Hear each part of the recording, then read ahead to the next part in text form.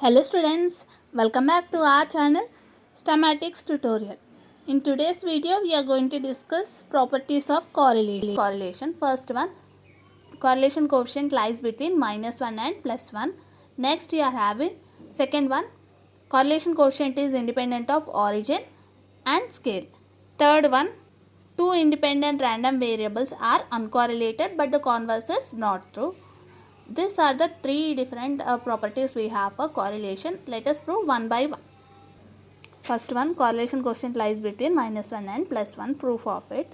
So the correlation coefficient is given by formula we are having in last class. We have seen r of x comma y equal to covariance of x comma y by sigma x sigma y. So this is the correlation coefficient formula. Next, where this covariance of x comma y is what?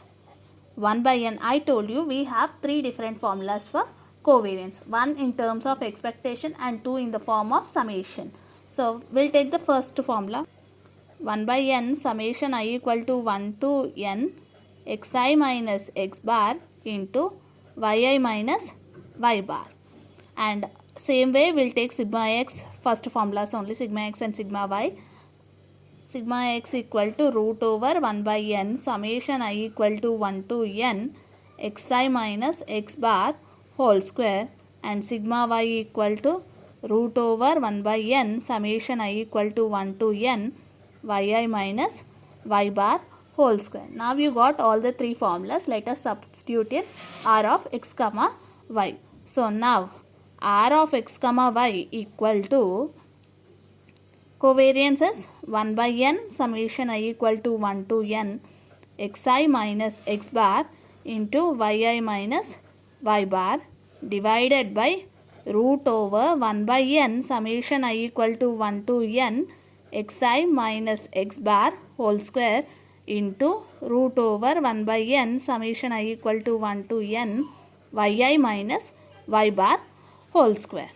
Now same I am writing the numerator as it is, 1 by n I equal to 1 to n xi minus x bar into yi minus y bar, and in denominator you are having here root 1 by n, root 1 by n.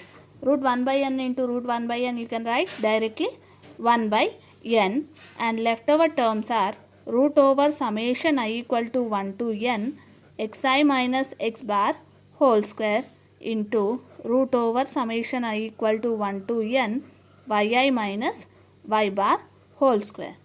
Now you can eliminate 1 by n and 1 by n you can cancel. Leftover terms are summation I equal to 1 to n xi minus x bar into yi minus y bar. Next, divided by root over summation I equal to 1 to n xi minus x bar whole square into root over summation I equal to 1 to n yi minus y bar whole square. So you can see in the numerator and denominator same terms are there, like xi minus x bar, yi minus y bar. So let us replace it with one small term. So let xi minus yi equal to ai, xi minus x bar equal to ai and yi minus y bar equal to bi. Then r of x comma y becomes what? R of x comma y becomes summation I equal to 1 to n ai bi divided by root over summation I equal to 1 to n ai square into root over summation bi summation I equal to 1 to n bi square.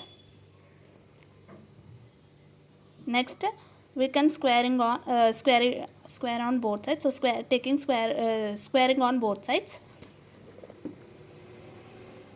So now it becomes r of squaring on both sides is r of x comma y whole square equal to summation I equal to 1 to n ai bi whole square divided by, if you take whole square in the denominator, square and root gets cancelled. So the leftover term is summation I equal to 1 to n ai square into, again here also the square root gets cancelled. Leftover term is After squaring on both sides, we got this resultant answer.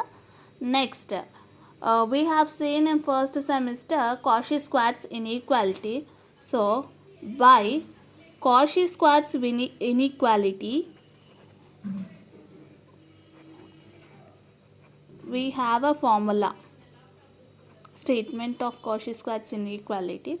Expectation of xy whole square is less than or equal to expectation of x square into expectation of y square. So, here we are having, take this RHS term. In place of xy, you can take ai bi. In place of x square, ai square. Place of y square, bi square. So now this becomes summation I equal to 1 to n ai bi whole square less than or equal to summation I equal to 1 to n ai square into summation I equal to 1 to n bi square. Next, take the right hand term to the ai square into summation I equal to 1 to n bi square. Bring this RHS to the LHS term. Summation I equal to 1 to n ai bi whole square divided by summation I equal to 1 to n ai square into summation I equal to 1 to n bi square, which is less than or equal to, here what will be left over? 1, because we have bring all the terms to right hand side. So this is less than or equal to 1. But what is this term? We have seen r of x comma y whole square is less than or equal to this term. Same term you are having here. Now this term resembles r of x comma y whole square. Substitute here. R of x comma y whole square less than or equal to 1. But if you take the square root on both sides, what you have? R of x comma y less than or equal to square root. If you take square root here, square root gets cancelled. So r of x comma y will be left over here. Less than or equal to root 1. Root 1 is less. Root 1 value is plus or minus 1. So now this can be written as minus 1 less than or equal to r of x comma y less than or equal to plus 1. Therefore, correlation coefficient lies between minus 1 and plus 1. Second property, prove that correlation coefficient is independent of origin and scale. So this we have to prove. Now let us assume two variables. Let u equal to x minus a by h, p equal to y minus b by k, where x comma y are random variables, a comma b are origins. We can assume this two as origins, and h comma k are scales. So generally our correlation coefficient formula is r of x comma y equal to covariance of x comma y divided by sigma x sigma y. So first we need to get x and y values here in order to find out r of x comma y. So after getting r of x comma x comma y, then you have to find out covariance of x comma y and sigma x sigma y. After getting all those values, you have to substitute in r of x comma y, so that the resultant answer must be free from a comma b and h comma k. So now let us consider, now I am finding x value and y value. Consider u equal to x minus a by h. Now we can send this h to the left hand side. So it becomes hu equal to x minus a. Send this a also to the left hand side. So this negative value becomes positive. X equal to hu plus a you got. Therefore x equal to hu plus a. Now I will subtract, I will apply expectation on both sides, taking expectation on both sides. So what will I get? Expectation of x equal to expectation of hu plus a. Left hand side this will be as it is, right hand side will be changing. So expectation of hu, h is a constant value, h is what? H is a scale, so it is a some constant value. and u is a variable, so which is holding x minus a by h. So this will be as it is. Now we'll pick up h outside. You'll get h into expectation of u plus expectation of a. A is also a constant because we are assuming this as origin. So expectation of constant is constant only, since we have a formula expectation of ax equal to a into expectation of x, and expectation of constant equal to constant only. By applying this formulas we have did this. Now I have x value and expectation of x. Now I am going to subtract these two values, x minus expectation of x. So x value is hu plus a minus h of expectation of u plus a. So hu plus a minus h into expectation of u minus a. This and this gets cancelled. So the leftover answer is hu minus h into expectation of u. From this you can take h outside. So u minus expectation of u is the resultant answer. Therefore x minus expectation of x equal to h into u minus expectation of u. Why we are finding this, I'll tell you later. Now similarly find out y value and expectation of y minus expectation of y. Same process we'll do again. So consider what, v equal to y minus b by k. This we are taking as it is. From this send the k left hand side. So kv equal to y minus b, again b to the left hand side, kv plus b equal to y. Therefore y equal to kv plus b. Now taking expectation on both sides. So expectation of y equal to expectation of kv plus b. So k into expectation of v plus b. Now I got expectation of y value. Now I am going to find out y minus expectation of y. Y is kv plus b minus k into expectation of v plus b.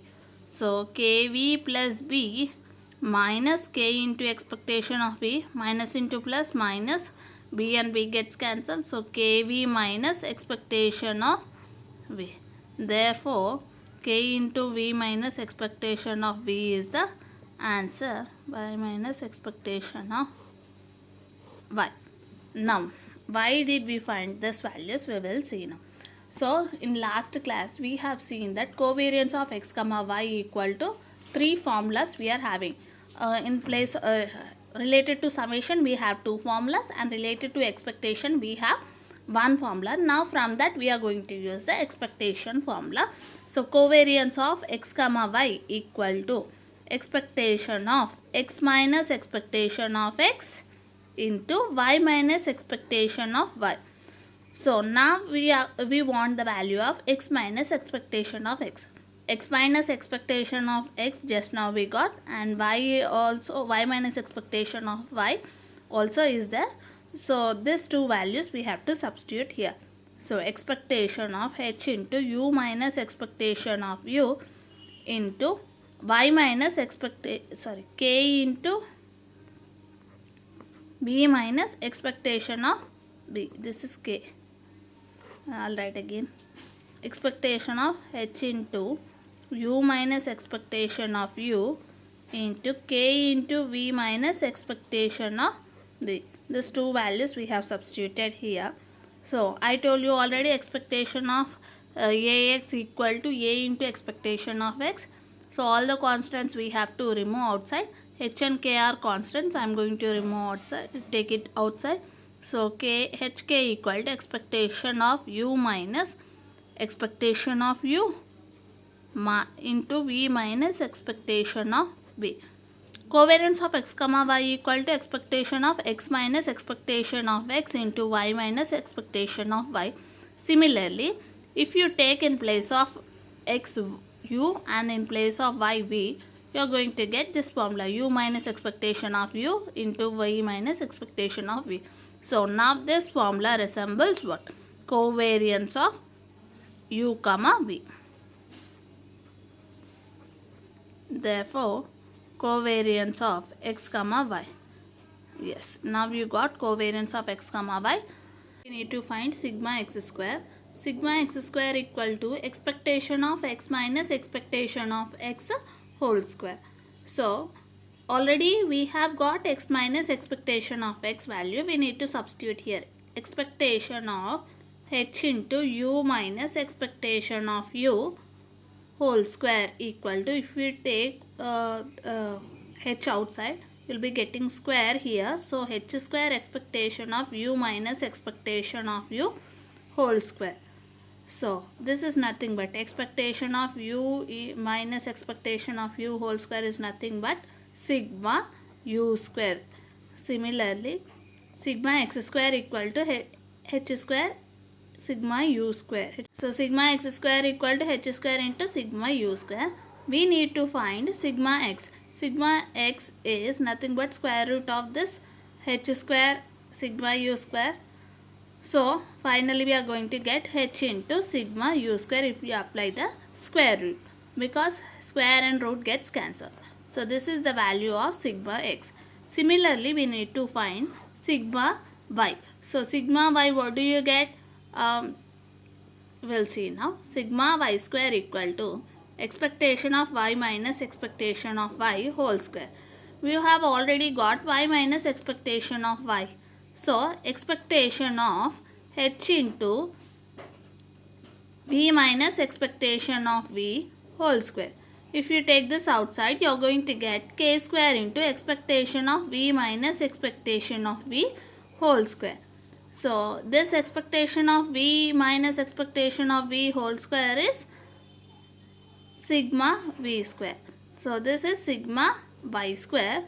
From this, sigma v square y equal to k into sigma v, because square and root gets cancelled. So now we got sigma x, sigma y. Already we have got covariance of x comma y. Therefore you can substitute a correlation coefficient. Correlation coefficient comma r of x comma y equal to covariance of x comma y by sigma x sigma y, where covariance of x comma y is hk into covariance of u comma v divided by h into sigma u into k into sigma v. H and k gets cancelled. HK gets cancelled. So you will be left over with covariance of u comma v by sigma u sigma v. This is nothing but r of u comma v. Therefore r of x comma y equal to r of u comma v, because this formula resembles same r of x comma y, but instead of x comma y we are taking here u comma y. So what is the property we have to prove? We have to prove correlation coefficient is independent of origin and scale. We have assumed here a comma b are origins, h comma k are scales. Did we get that values in answer? No. Therefore correlation coefficient is independent of origin and scale. So this is the second property. Now let us see the third one. Independent of origin and scale, hence proved. Next, third one, prove that two independent random variables are uncorrelated but the converse is not true. So two independent random variables are uncorrelated. We will try to prove now, but the converse is not true means two dependent random variables are uncorrelated, or so we have to take the opposite of this. Converse is not true, we have to show. Next, let x comma y, x and y are two independent random variables. We will assume two independent random variables. Now what we have to prove? To prove that x and y, two independent random variables, are uncorrelated. So x and y are uncorrelated, we will try to prove. No, so since x and y are independent random variables, so by mathematical multiplication theorem of expectation, we have a formula, theorem of expectation. expectation of xy equal to expectation of x into expectation of y. Take this as equation 1. So what is the covariance of x comma y? Will prove now. Covariance of x comma y equal to expectation of x minus expectation of x into y minus expectation of y. So multiply it. Expectation of x into y is xy minus x into expectation of y minus expectation of x into y minus into minus plus. So expectation of x into expectation of y. Now we'll try to apply the expectation. Expectation of xy is, as x and y are both random variables, so you will apply the expectation for both the random variables, minus expectation of x into expectation of y. So expectation of x into, already you have the expectation for y, no need to apply again. So expectation of y, again expectation of x is expectation of x, expectation of y is expectation of y, plus last one expectation is there, so we can write off directly expectation of x into expectation of y. This and this gets cancelled. So we have here expectation left over with expectation of xy minus expectation of x into expectation of y. But what is the formula of expectation of xy? So from equation 1, since from equation 1 expectation of xy equal to expectation of x into expectation of y minus already expectation of x into expectation of y we have, which is both the values are same, so you will be left over with 0. Therefore covariance of x comma y is 0. Since covariance of x comma y, so therefore next we'll prove the converse part. Two independent random variables are uncorrelated. The converse of the statement is two dependent random variables are correlated. So we have to prove that the converse is not true. Means two dependent random variables are uncorrelated. We have to try to prove. So conversely, in order to prove this converse, we'll take one example.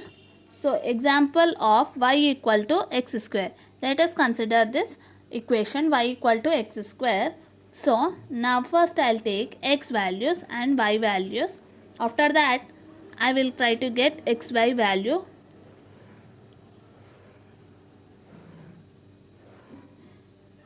So I'm taking x values minus 3, minus 2, minus 1, 0, 1, 2, 3. For example, I have taken this values. Why I am taking only this equation? Because x and y are not independent random variables, and mean they are dependent random variables we are taking in converse part. So until and unless we know the values of x, we cannot find y. So y is dependent on x. Therefore these are dependent random variables. Now we have taken x values. Let us find out y values. When x equal to minus 3, y value is what? Minus 3 whole square is 9. So y value is 9. When x equal to minus 2, y value is minus 2 whole square is 4. Similarly 1, 0, 1, 4, 9. These are the values of y equal to x square. And summation xy. 9 3s are, minus 3 into 9 is minus 27. Minus 2 into 4 minus 8. Minus 1 into 1 is 1, minus 1, 0, 1, 8, 27. So these are the values we got. Now we will find out the summation values. So summations total. Summation x is, what do we get? Summation of x is 0, because minus 3 plus 3, 0, minus 2 plus 2, 0, minus 1 plus 1, 0, plus 0 is 0. Total is 0. And here total comes to the value of what? So 9 plus 9, 18, plus 4 plus 4, 8, plus 1 plus 1, 2. So 18, 8 and 2 comes to the total of 28. And finally summation xy. Xy is what? Minus 27, minus 27, 0, minus 8 minus plus 8, 0, and minus 1 plus 1 is 0. So your total comes to the value of 0. So remember these values. Now we got summation x equal to 0, summation y equal to 28 and summation xy equal to 0. So we have to find r of x comma y. In order to find r of x comma y, we have to find out covariance of x comma y. From that we have to get the value of mean. Summation I equal to 1 to n xi equal to, what are the number of observations? Number of observations is equal to 7. 1, 2, 3, 4, 5, 6, 7. So 7 observations, 1 by 7 into 0 is 0. Similarly, mean of y bar equal to 1 by n, summation I equal to 1 to n by I equal to 1 by 7 into 28. So 7 4s are 28. Next, mean of xy bar equal to 1 by n, summation I equal to 1 to n xi yi. So 1 by 7 into mean of summation of xy is 0. So your total summation of xy is 0, as summation of xy is 0, mean of xy also will be 0. Now from this let us find covariance of x comma y. Therefore 1 by n summation I equal to 1 to n xi yi equal to plus or minus x bar y bar. This is one of the formula from summation. We have two formulas, we can take any one. I am taking the second one.